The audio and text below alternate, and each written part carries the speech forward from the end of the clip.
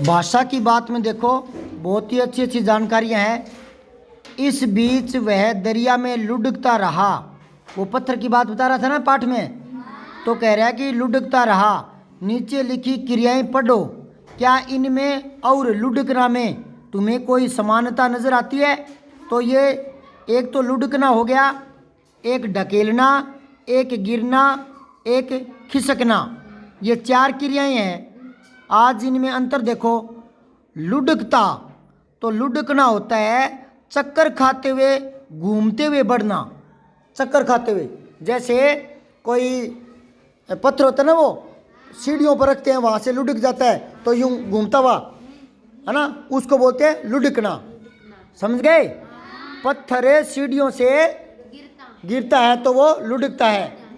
अब दूसरा देखो, धकेलना। धकेलना होता है धक्के देकर आगे करना। जैसे कोई बैलगाड़ी है, फंस गई तो हम धक्का करते हैं ना, धक्का देते हैं ना, आगे चलाते हैं। जैसे कोई जीप गाड़ी स्टार्ट नहीं होती तो उसको कहते हैं धकेलना। क्या कहते हैं? हाँ। अब अगला है गिरना। गिरना तो सीधा ही हो गया, जैसे ऊंचाई से गिरना। जैसे ये डस्टर है, ये गिर गया, गिरना वो हो गया। समझ में आई बात है? अब आगे है खिसकना। खिसकना, इसके 2 अर्थ होते हैं। एक तो होता है चुपके से चले जाना। अपने कई बार कहते हैं ना कि वो तो चुपके से खिसक गया, पता ही नहीं चला खिसक गया, है ना। लेकिन यहाँ खिसकना का मतलब होता है सरकाना। जैसे कोई छोटी वस्तु होती है ना, जैसे ये चश्मा है, मैं इसको यूं कर रहा हूँ तो ये हो गया खिसकाना, है ना। धक्का मारना वो गाड़ी को वो अलग होता है, वो धकेलना होता है। और धीरे से करते होता है खिसकाना। क्या होता है? जैसे अपने बोलते हैं ना थोड़ा सा इधर खिसक, तो अपने धीरे से उधर हो जाते हैं ना बैठे बैठे यूं, ये हो गया खिसकना। समझ में आई बात है? 2 शब्द है ये, खिसकना और खिसकाना। ठीक है। अब अगला प्रश्न देखो, दूसरा चमकीला। इसमें चमक और इला जुड़ा हुआ है। ये बड़ी ई और ला, इला छोटी ई नहीं है, बड़ी ई है, तो ये बन गया। तो आप वो कह रहा है ऐसे आप भी बनाओ। तो पत्थर में इला जोड़ो, क्या बन जाएगा? पत्थर प्लस में इला, पत्थर प्लस में इला क्या हो जाएगा? पथरीला। क्या हो जाएगा? पथरीला, पैथरीला। अब है कांटा, इसमें इला जोड़ दो, कांटीला नहीं कंटीला। क्या हो जाएगा? कंटीला। रस में इला जोड़ो, रस में रसीला। जहर में इला जोड़ो, जहरीला। अब तीसरा प्रश्न देखो, वो कह रहे हैं जब तुम मेरे साथ रहती हो तो अक्सर मुझसे बहुत सी बातें पूछा करती हो। तो वो कह रहा है कि ये जो वाक्य है इसमें जब और तो आए हैं।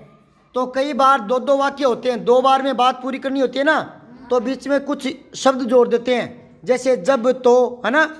तो ये इनको बोलते हैं योजक शब्द। क्या बोलते हैं? ये क्या लिख रहा है देखो, ये लिख रहा है यह वाक्य 2 वाक्यों को मिलाकर बनाए। इन दोनों वाक्यों को जोड़ने का काम जब और तो यानी तब, ये दोनों कर रहे हैं, जोड़ रहे हैं ये शब्द, इसलिए इन्हें योजक शब्द कहते हैं। 2 वाक्यों के बीच में आते हैं ना, उनको योजक शब्द कहते हैं। योजक के रूप में कभी कोई बदलाव नहीं आता, इसलिए इनको अव्यय कहते हैं। बदलाव नहीं आता, इसको समझो क्या कह रहा है वो। जैसे ये ना तुम, तो इसका तो तुम्हें हो जाएगा, तुमको हो जाएगा, तुमसे हो जाएगा, मेरा, मुझे, मुझको, मुझसे, ऐसे हो जाएगा ना। लेकिन जब का, तो का, इसका कुछ नहीं होगा। लेकिन, किंतु, परंतु ये वैसे ही रहते हैं, इनमें बदलाव नहीं आता। तो इनको कहते हैं अव्यय शब्द। ठीक है। तो वो कह रहा है कि नीचे आप भी इसमें अव्यय शब्द जोड़ो। तो देखो, पहला देखो, कै में देखो, कृष्णन फिल्म देखना चाहता है, मैं मेले में जाना चाहती हूँ। तो यहाँ क्या आएगा बताओ? यहाँ आएगा परंतु, ये नीचे लिखा पड़ा है, बल्कि इसलिए परंतु छोटी की, यदि, तो, ने की या ताकि, इनमें से भरना है। तो कृष्णन फिल्म देखना चाहता है परंतु मैं मेले में जाना चाहती हूँ। दूसरा देखो, मुनिया ने सपना देखा, छोटी की आएगा यहाँ, सपना देखा कि वह चंद्रमा पर बैठी है। दूसरा अगला देखो, छुट्टियों में हम सब दुर्गापुर जाएंगे। यहाँ तो कोई जच ही नहीं रहा, बल्कि इसलिए किंतु, ये रिक्ता यहाँ गलती से आ गया, ये सीधा यह छुट्टियों में हम सब जबलपुर जाएंगे, न कि जालंधर, न कि, ठीक है। अगला देखो, सब्जी कटवा कर रखना ताकि घर आते ही मैं खाना बना लूं, ताकि आएगा यहाँ।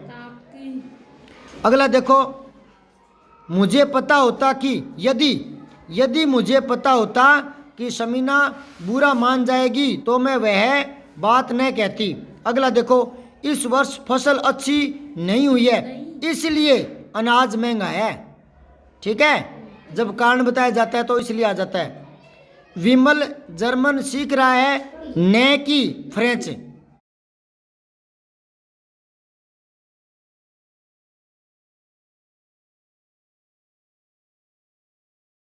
सब्सक्राइब करके बेल आइकन जरूर दबाएं।